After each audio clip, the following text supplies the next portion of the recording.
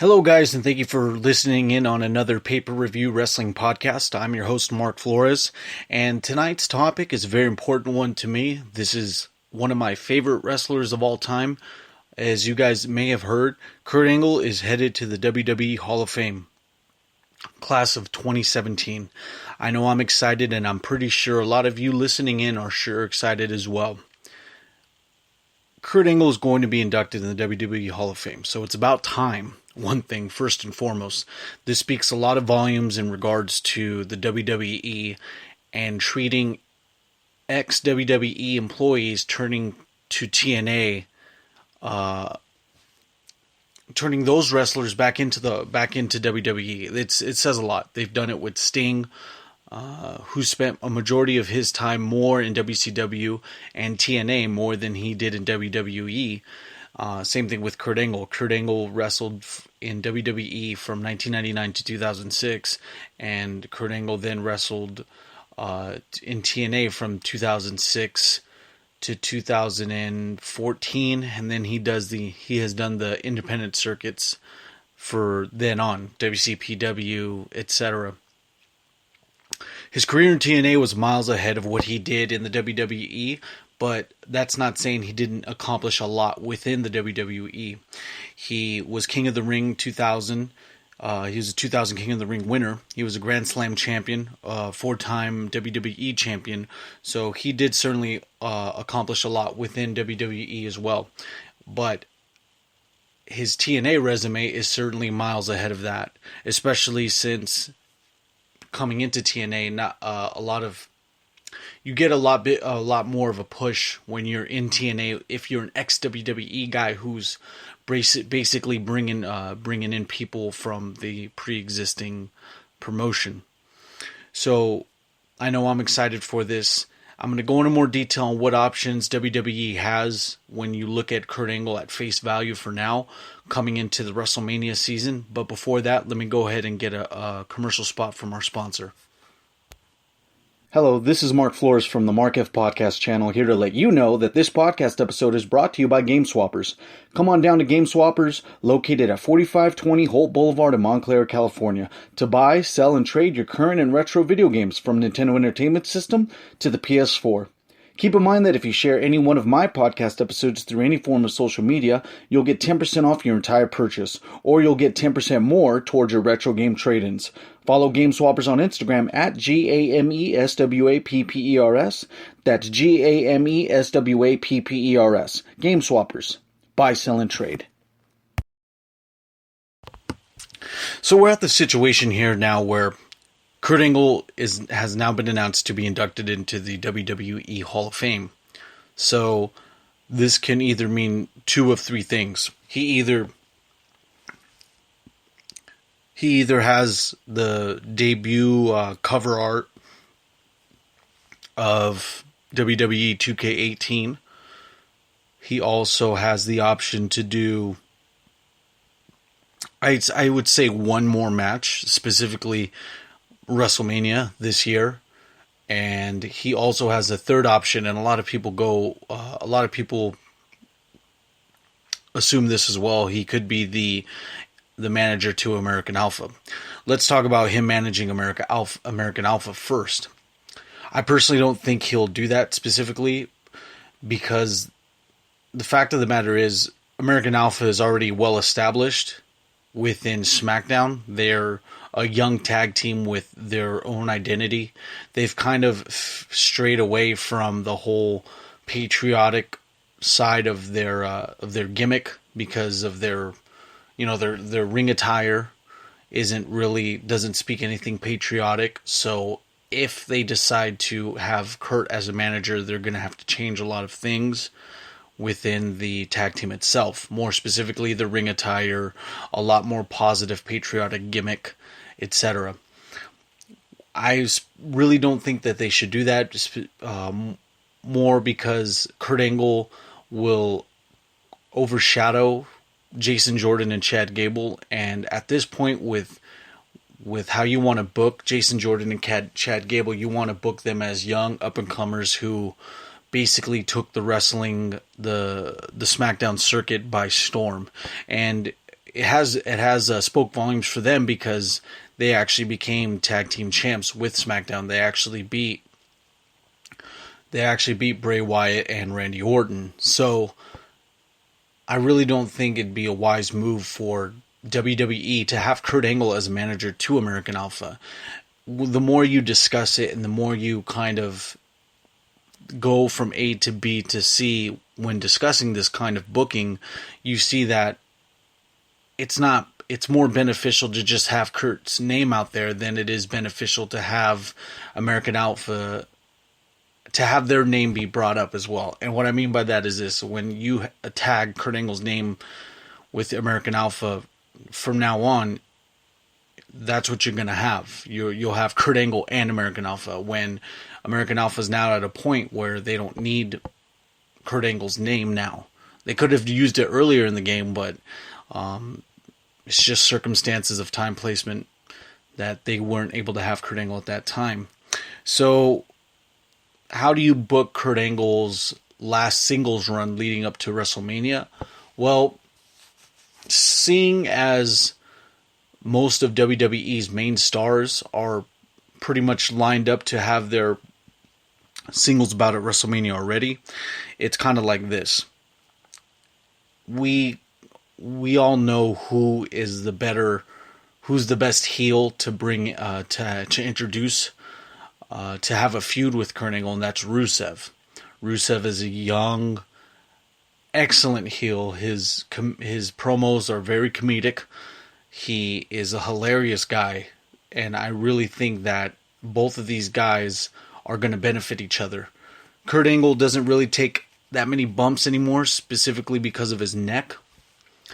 And I know for a fact that Rusev is able to work with that. You can actually work a powerhouse style like Rusev has without using suplexes and without using without using spots that are going to impact the neck area.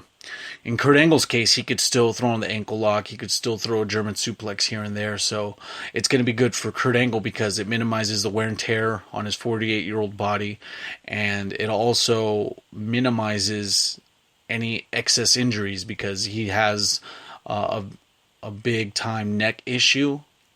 But it's already, he's still able to wrestle. I'm not saying that he isn't able to wrestle. He was able to do a couple of matches within WCPW, and he also did another promotion. I forget he wrestled Cody Rhodes at an outdoor event a couple months back, but he's still able to go. So this is what you do with him and Rusev. So you have Kurt Angle be a surprise entrant in the 2017 Royal Rumble, have him enter at about 20 to 25, and then you have him do a quick little FaceTime with Rusev, have them get involved on it, and have Rusev be eliminated by Kurt Angle, but have Rusev's elimination by Kurt to be really, really direct. Have it not be like an actual lackadaisical elimination where it's just, I'm going to I'm going to tuck the ropes down so you get eliminated after you try to chase me down. No. It's going to be like a very deliberate elimination from that case. So you do that. You have Rusev get eliminated deliberately by Kurt Angle, and Kurt Angle gets eliminated later in the Rumble. So then Monday rolls around, and Rusev complains about an American hero shoving away Rusev, and then you have Kurt Angle and Rusev have a spat about it, and then with this going on, then you have Kurt Angle and Rusev end up going to WrestleMania and wrestling at WrestleMania. I don't think The Undertaker, John Cena, or AJ Styles are going to be the right opponent for Kurt Angle, just because this would be a curveball as far as booking goes a couple months before WrestleMania. They still have a few months. They still have 3 months to actually get this going, but I mean, if you want to have a slow burn with this Rusev feud, I really do think that it'll have more benefits to it rather than have Kurt Angle go over on a A-list star. Let's give him Rusev, have him work a good program, and have Rusev come up with the upset victory over Kurt Angle.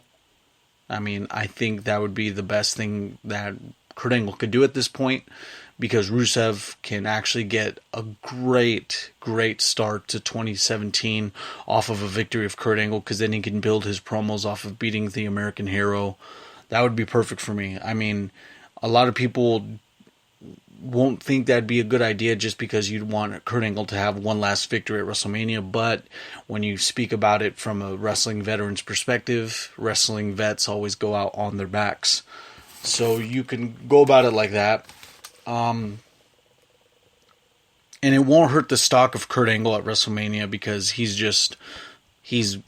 good. He's good all over. He's able to rebuild himself with a promo here and there. That's if they keep using him. So Kurt can have his one last WrestleMania moment, just facing Rusev, and have Rusev beat him. That'd be good to have. I wouldn't like him being the manager of American Alpha. I just wanted to repeat that, just because it's going to take too much credit away from American Alpha at this point, since they've already been an established tag team. But other than that, I hope the best for Kurt Angle, and I'm glad that Kurt Angle's now being inducted into the 2017 Hall of Fame. He's been long overdue to have that, and so has Rick Rude. I remember hearing the news that Rick Rude was going to be inducted in the 2017 Hall of Fame, and I started getting really emotional, because Rick Rude is a wrestler that I've been inspired by for a long time. He is one of my favorite wrestlers by far. He's sometimes my favorite wrestler, depending on what day you ask me. But Rick Rude has been long been denied to have a plaque in the Hall of Fame. He's been way overdue. But anyway, I want to congratulate Rick Rude, Kurt Angle for their placement in the 2017 WWE Hall of Fame. There's going to be a lot going on with Kurt Angle leading up to WrestleMania. I'm pretty excited to see it. I want to see what you guys think about it. Hopefully you guys have some fantasy booking that I can get behind too.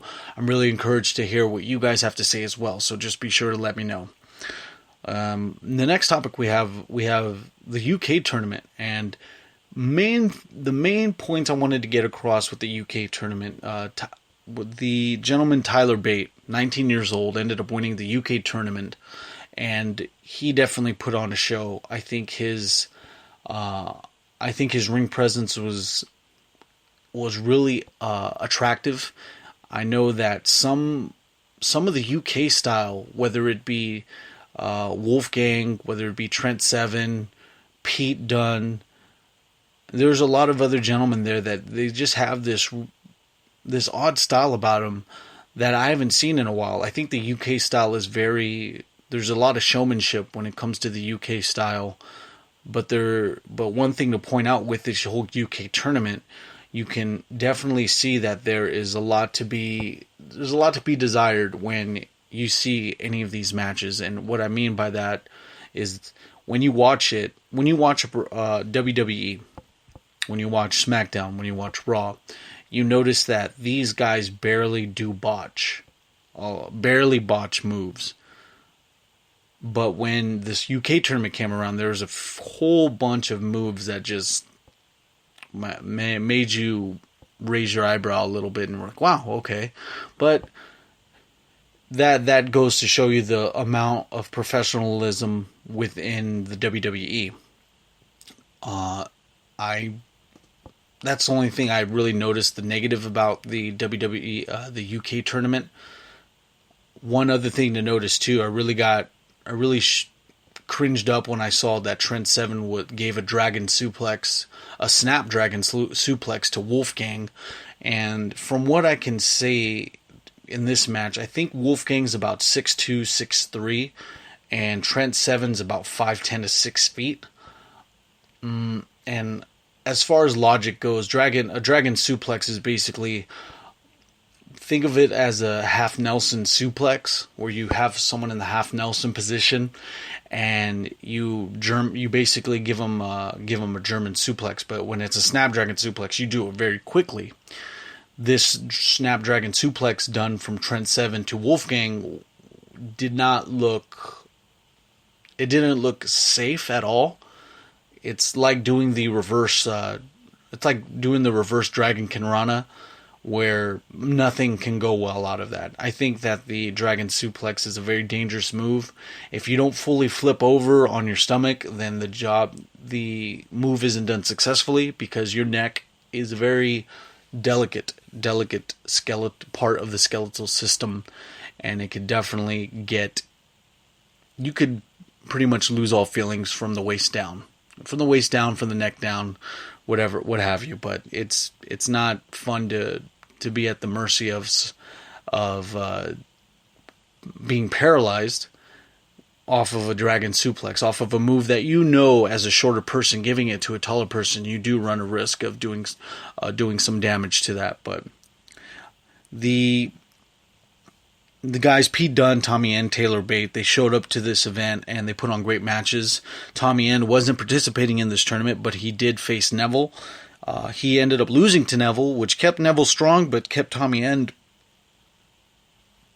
at a good position too, because realistically, this UK tournament isn't really going to attract much momentum besides the people within the tournament itself. So when Tommy End does premiere on NXT, he'll be able to do his own program and run his own program there. So overall, the UK tournament was great. I did enjoy it. It was a good, fun weekend of wrestling. I love when there's a surprise tournament. I mean, to be honest, the WWE Network has me almost booked solid. I like watching NXT. I enjoy watching 205 Live.